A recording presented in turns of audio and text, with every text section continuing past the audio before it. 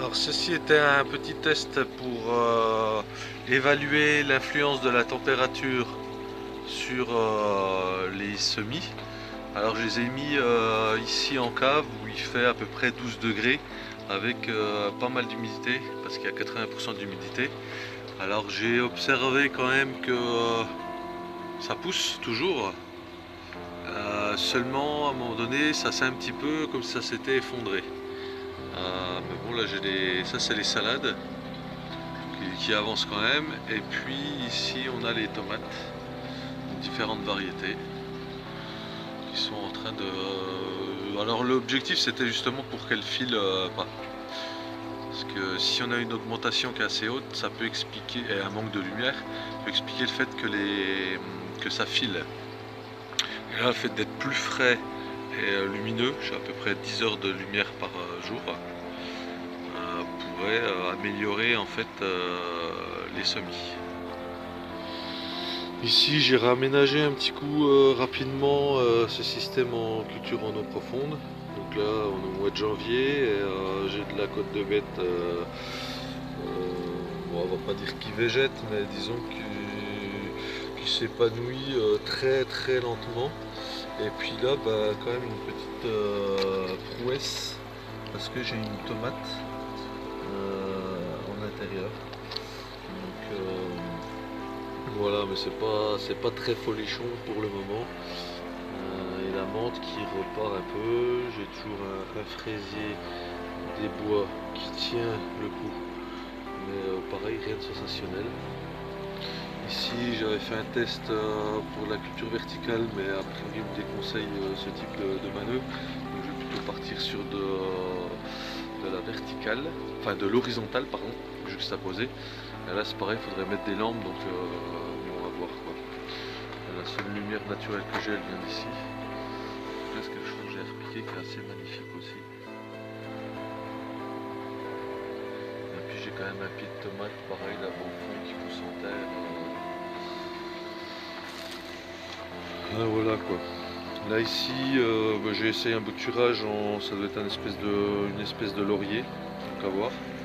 Et puis là c'est des essais en lentilles d'eau pour pouvoir varier un peu la nourriture des poissons. Là j'ai de la lentille d'eau ici. J'en ai dans cette haute bac là où c'est que j'ai mis aussi des gastéropodes. Donc ici c'est pareil, j'avais lancé des semis comme ça directement sur l'argile de Batavia. Donc bon, voilà, ça se développe très très gentiment. Les pieds de tomates, je sais plus si c'était un bouturage. Et disons que ça n'a pas l'air d'être terrible. Et là j'ai une botte de persil. C'est que j'avais mis il doit toujours être dans les parages, mais elle se promène aussi.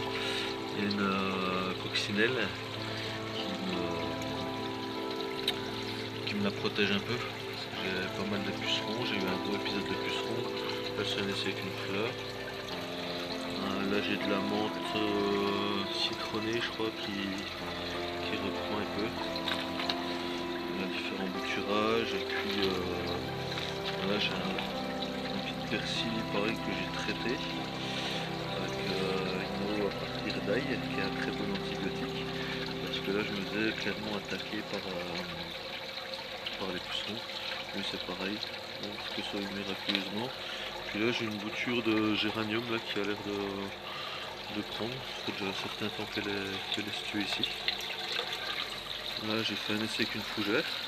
C'est déjà, je pense presque un mois qu'elle est là, donc ça me paraît pas mal.